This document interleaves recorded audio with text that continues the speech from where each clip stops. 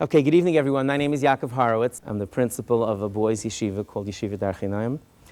It's a boys' elementary school that I started 14 years ago. I'm also the director of a program called Project Yes, which I had the zchus to start with Rabbi Shera Zecher Tzadik Livracha, and with the support and guidance of the Monsey Gedolei HaTorah. And over the past 14 years, we've done a number of programs to help children. And every single summer, I get a spike in calls from parents whose children were nebuch molested, much more so than during the year, because things are not as misudar as they are during the year.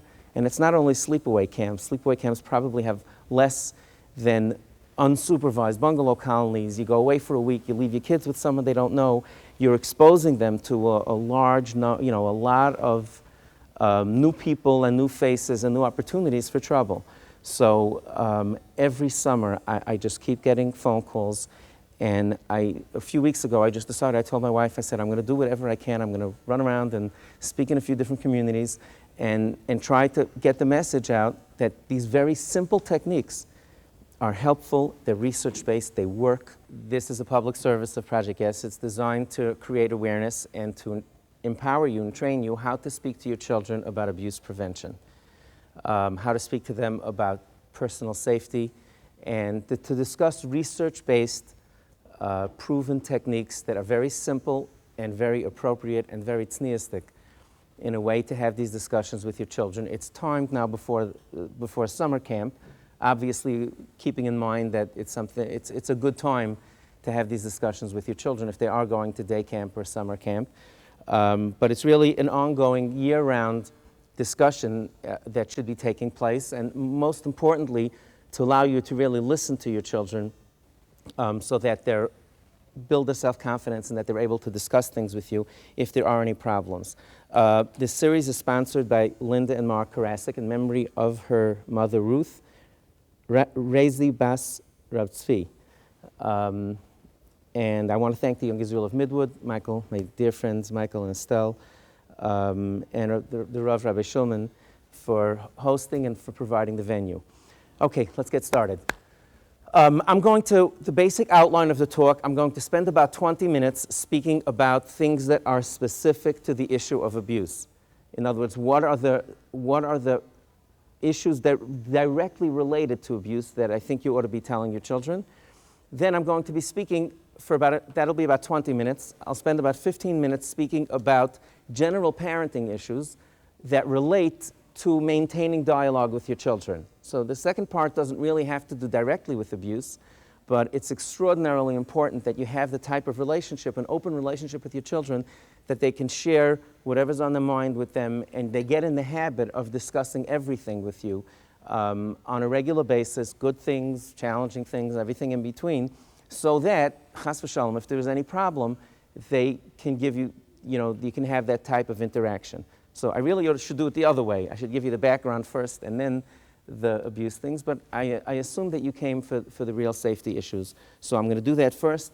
I'm going to spend about 15 minutes or so on general parenting issues, and then I'll be glad to take any questions, whatever's on your mind. I really would encourage you to take some notes, or just take a few bullet points of the topics that we're going to be discussing and what your takeaways should be in your discussions with your children.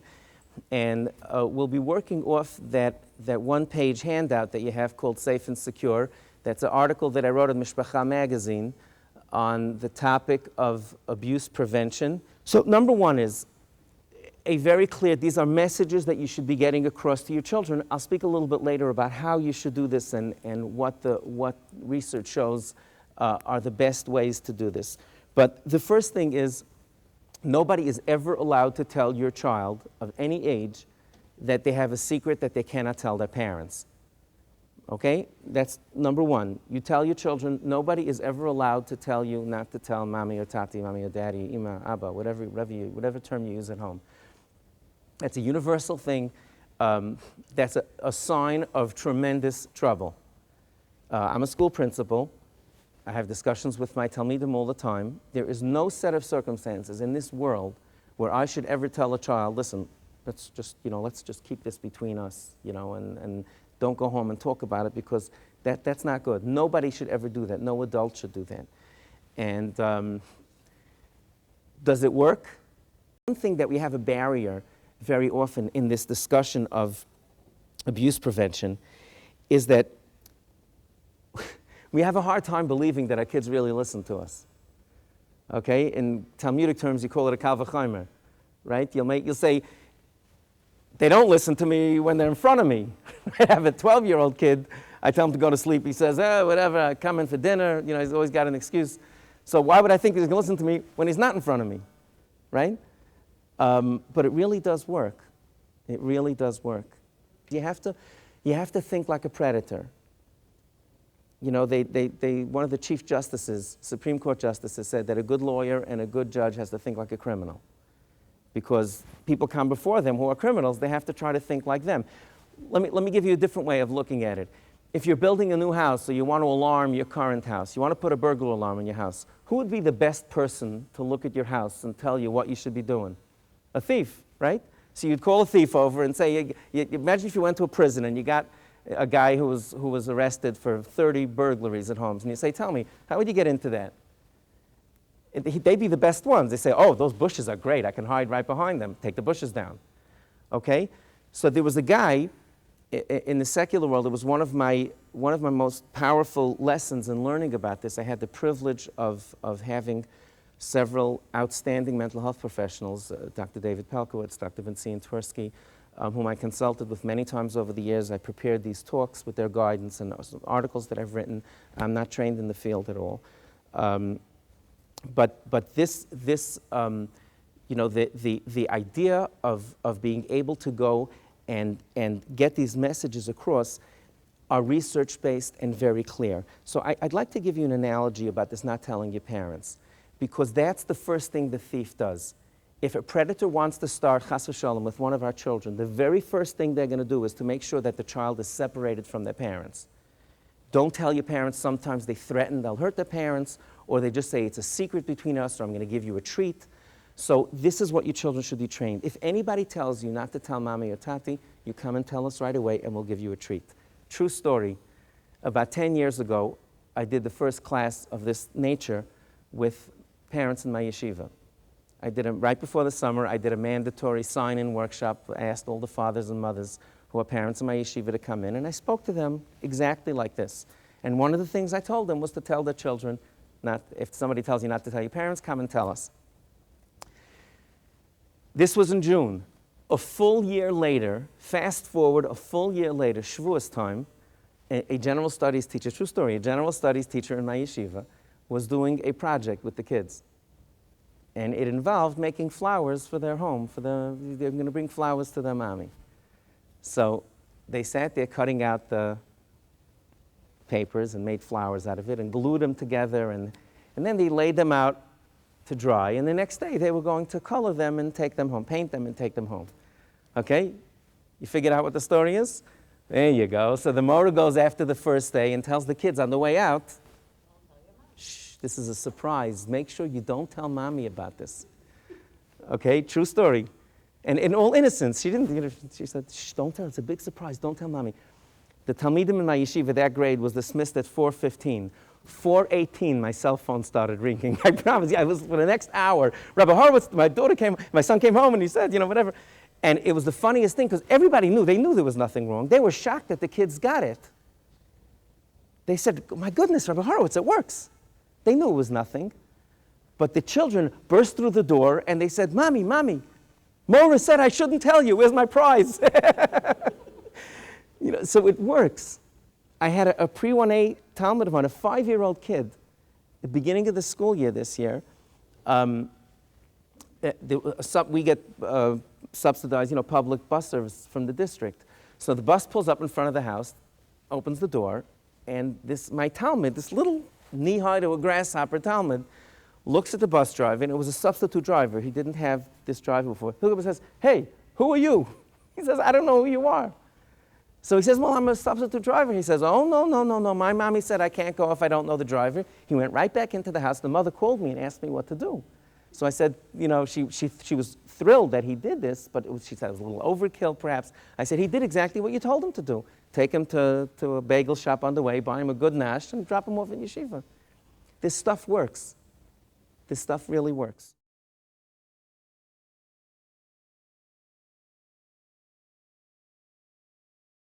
Imagine if you were to go out and take your family out to dinner. Imagine you go out to dinner in a local restaurant, and you'd all be eating soup. Your entire family, parents, children, let's say ranging in age from 3 to 15. Now, imagine that I walked in as an outsider, and I took a spoon, and I started sampling. Imagine just a minute, you didn't know who I was. I was a stranger. I just came over to your table and started taking food from sampling everybody's soup. How old do you think a child would have to be to say or think or look like, say, hey, what are you doing? It's mine. How old? 3, right? I would say somewhere between 3 and 5, right? A 5-year-old for sure would say that. They do it with their snack. They do it with everything else. So to feel a sense of ownership, this is my soup. You have no business putting your spoon in my plate. If you can walk out of here with the tools to train your children to think like their bodies are their soup. It's something that's theirs. My body belongs to me. That's all. This is all it takes. It's as complicated and as simple as that. If you get your children to understand that their body is private, nobody's allowed to touch them or take from them in that way. If they think of their body like it's the book bag or a snack of theirs, if I went into my kindergarten class and started popping snacks out of the kids' bags, you can believe very quickly somebody's going to say, hey, Rebbe, what are you doing? That's it. It's as simple as that. So some of the details obviously are required and in order, but feel empowered. It's all you have to do is shift their thinking to their own bodies as something that's theirs. Message number 2 is the issue of personal space. And try to just encourage your children, just like the soup. And the research shows, the experts say that the way to do this is at a very young age. And again, this has nothing to do directly with abuse, but it's a gestalt, it's a mindset. Train the children to give, this is your drawer, this is your room. People knock when they go into rooms. It's the overall notion of encouraging privacy. And by doing so, when you get your children to think about innocuous, simple things that belong to them, this is somebody has to ask me for permission if they want to use a toy of mine, come into my room, use this space, then they get this soup idea that we spoke about at the beginning of feeling this is my soup. They say, well, I'm entitled to privacy. I have my own book bag, and I have my own drawer, and I have my own whatever it is, and I have me.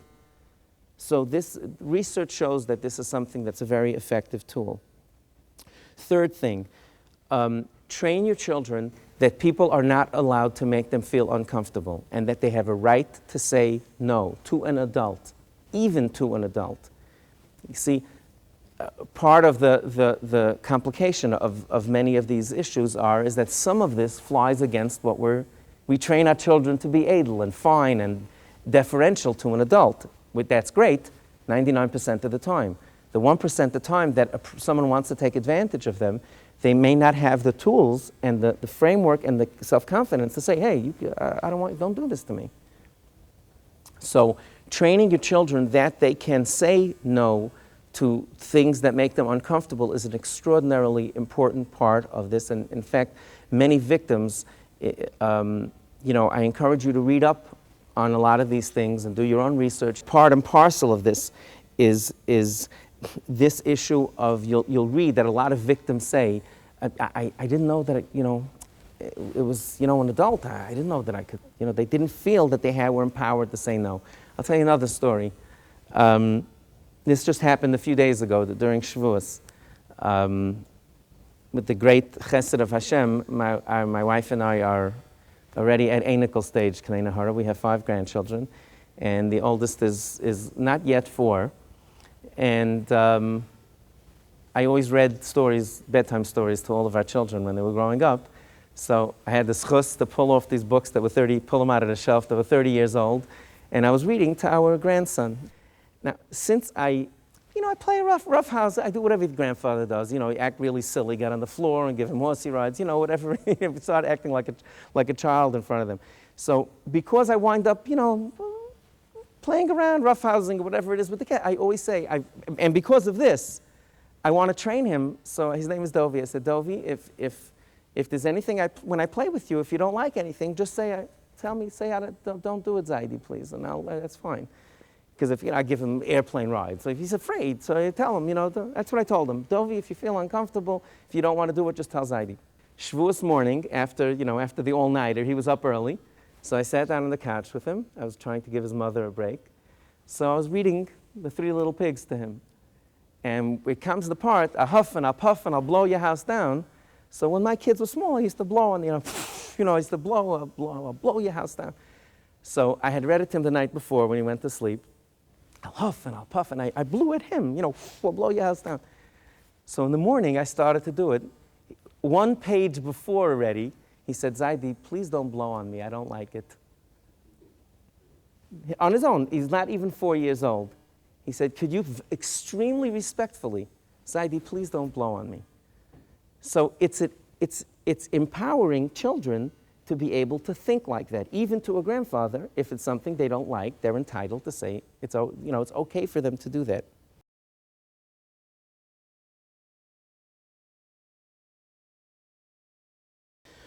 Two more things on this issue. We're going to talk about good touch, bad touch, which is another very important thing to speak to your children about. And good touch, bad touch means explain to children that not all touching obviously is bad. People touch you on the hands, they touch you. Certain touching is not good. And probably the most comfortable and tsunua way to do this is to talk, let's say, about a bathing suit. Anything parts covered by a bathing suit, nobody should be touching you on except mommy and daddy when we bathe you or when we dress you, and a doctor when he examines you.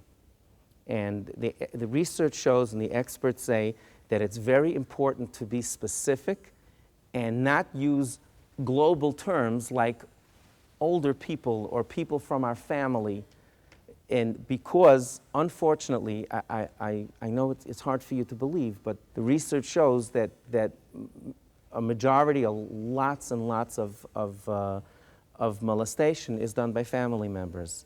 Uncles, sometimes, people who are family members. So when you use terms, you have to really get out of this mindset that the predator is this weirdo with the raincoat. Many predators are charming. They have great social skills. There's just something terribly wrong with them. Did any of you ever hear of Mel Levine? Mel Levine was one of the outstanding educators in the last 50 years. I really would encourage you to do a Google search on him when you get home, just to understand what a sickness this is and how you do not know who it could be. I heard him speak. I can tell you, I walked out of that room so inspired. He spoke so beautifully. He wrote, he did a lot of great things in his life. He wrote many books on the subject. He was an advocate for special ed kids and kids who were weak, and he wrote brilliant articles and books about different kinds of minds and different types of intelligence, and how, 50 years ago, a kid who was slow, put him in the corner. He was such an advocate.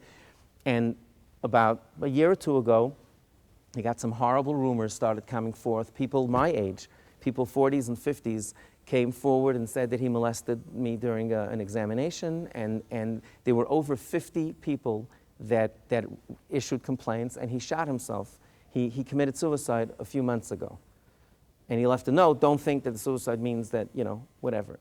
The reason I'm telling you is not to point out that there's another sick person, unfortunately, but to tell you that even a charming, world-renowned person who had a following of millions, literally millions of people. He was on talk shows. He was everywhere.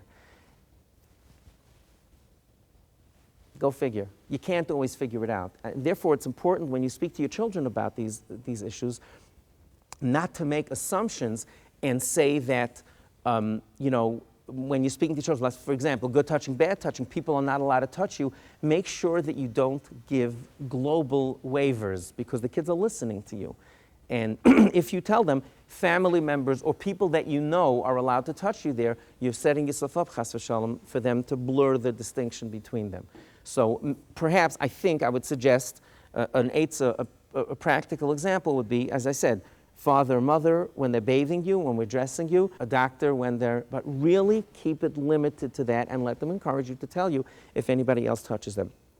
And you know, another thing that happens is you'll get a lot of false positives. Because, for example, your child goes out to the yard, you'll excuse me, someone bangs him, you know, in his rear. There's nothing wrong, there's nothing, you know, abusive about that. So they might wind up coming to you for something like this and listen to them and talk to them about it. But you're going to get, by nature, you're going to get false positives, but it's an important part of the process. And you should take these discussions seriously and sit down with them. Don't say, hey, you know, I didn't really mean that. So, because that, you're confusing them. You got to, you really, I encourage you to be consistent. How do you respond to that? It's good. So you say, well, he should not be touching you. Who was it? Tell me a little bit about it. If it's something repeated that people are really hitting him like that, it's really not appropriate. You know, it might be that they were online to go out for a recess break and, you know, somebody just pushed him. So you find out a little bit about it and you say, if it happens more, please tell me about it. I'm done with the first half.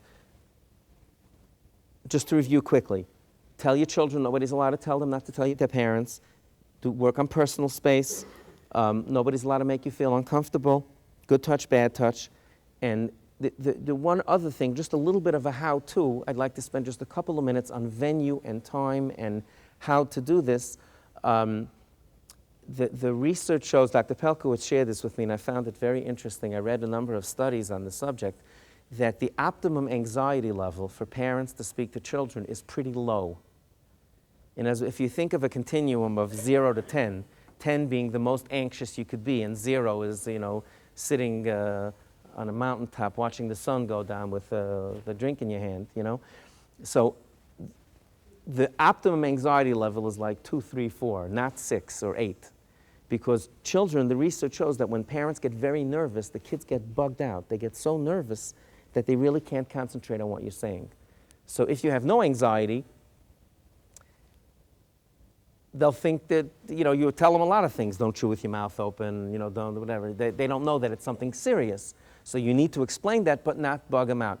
One thing I would suggest that might be an idea would be to speak about general safety, speak about wearing a bicycle helmet, and sit down with them and have a general safety talk, and then bring in these things. You'll probably get more comfortable after the first or second thing, and you'll be able to, you know, trust me, you know, you're going to probably be uncomfortable the first time, just sitting down out of the clear blue sky. Yes, please. So the question is, you might give your children ideas. They're going to say, why would somebody touch me there? So you say, it's people who do this who aren't well. It's not a healthy thing to do. And there are people out there who are unfortunately not well and like doing this to people. That's what you say, just like that. Okay. And you know, it's one of the I spoke before about this balance that you need to have. One of the things that makes it so difficult is that you really, like I said about, you know, you teach your children to be adel and respectful to elders, and then you're telling them if an elder tells you something, it's a balance. So we raise our children with tznius and privacy and modesty. Nonetheless, the research shows that children who are naive about their own bodies are by far easier to molest than children who are more street smart and knowledgeable. So what I'm suggesting, and if you're interested in looking, I'm sorry, I don't have the name handy. A fellow spent 20 years going around to prisons and interviewing serial pedophiles. And he wrote a book about his experiences, and he asked them, tell me, one of the questions that he asked the guy was, which kids are easiest to molest? He says, show me a child who's naive, and I can do anything I want with them. So that's the balance. So by telling them, you need to tell them that there are people out there who do things like this, and that obviously there's something wrong with that, but you need to know that there are people, just like, maybe give an example, just like we know people don't steal from anybody else. You're not supposed to take things from people, but people do that. That's why we have an alarm in a car. And people, right, okay, people aren't, you might want to give examples like that. Okay, so you say, because of these things, we have a code on our door because we don't want people coming in. I wouldn't go to other people's houses, you wouldn't, but there are people who do. So there are people who touch other people's private parts.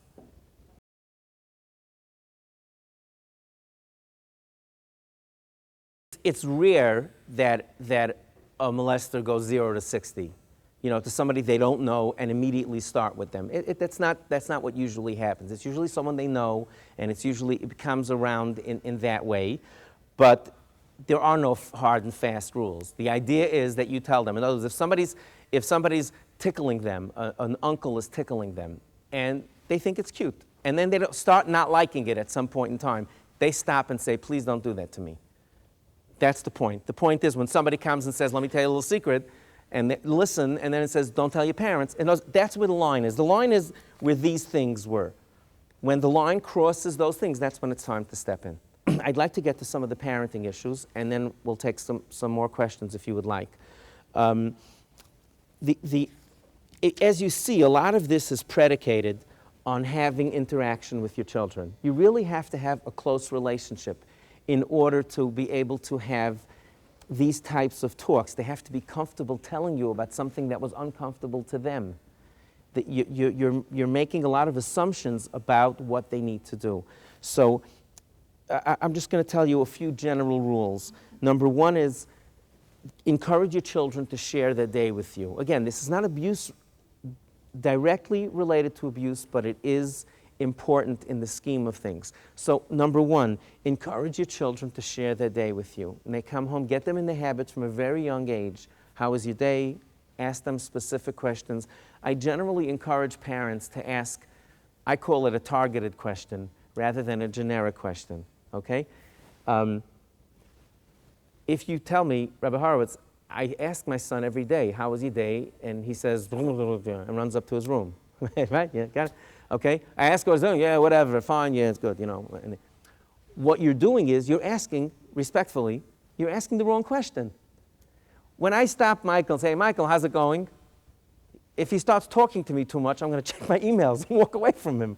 How's it going? Well, actually, I have a little infection on my foot. I asked you, how you doing? I didn't mean anything. I wanted to see how you doing means hello.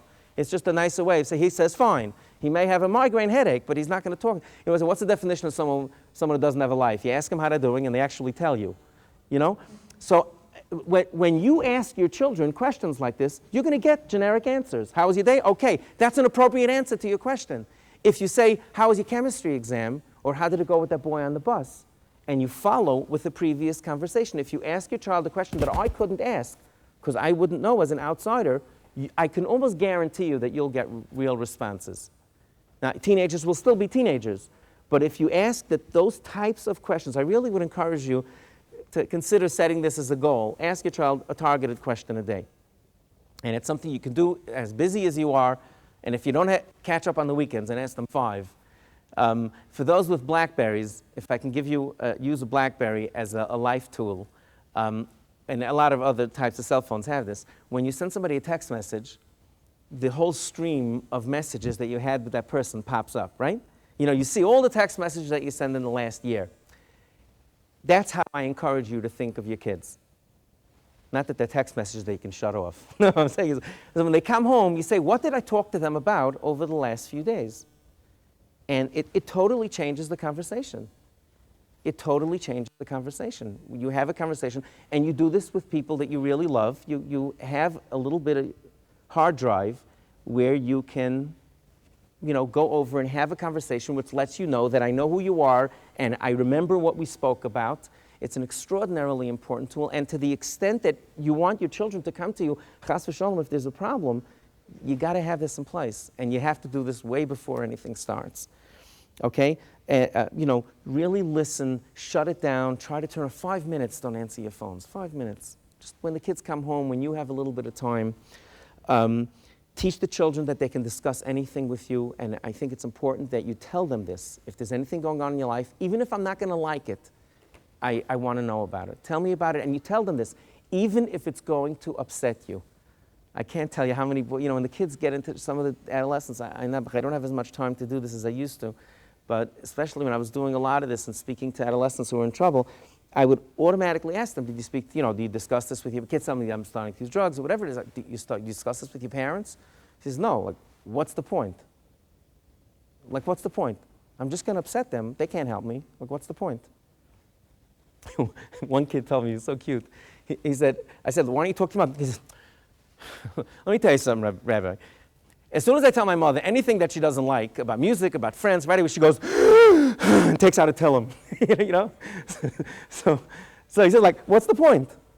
So it's important to tell them this. Really say it. Sweetheart, you don't have to say it every day, but they look, sweetheart, if there's something going on in your life, I want to know about it, and I'd much rather know about it and be upset than not know what's going on in your life. You know, there's an expression in the abuse realm. They say, hurt people, comma, hurt people. Hurt people, people who are hurt. Hurt people, hurt people. And so many of the victims, of the predators even, are victims themselves of molestation. We have a lot of people running around who are victims themselves and did not have professional help to work through it. And you know, it is what it is. I'm not even discussing the morality or everything, whatever it is what it is. Lamaisa, bottom line, we need to protect our children. That's the bottom line. And I'm telling you, I appeal to you. I hope you found this meaningful. And if you did, I beg you, tell 5 people, tell 5 friends of yours, forward email to them and beg them to speak to their children. I'm telling you now, our children will be safe when every single parent speaks to their children like this. Because if you're doing it and there are people, your neighbor does not doing it, they are vulnerable to being abused. And if their children get abused, your children are in danger. We all have to do this. There's no other way. Everybody's got to do this together in a responsible way, in a Torah-dic way, in a tznius-dic way.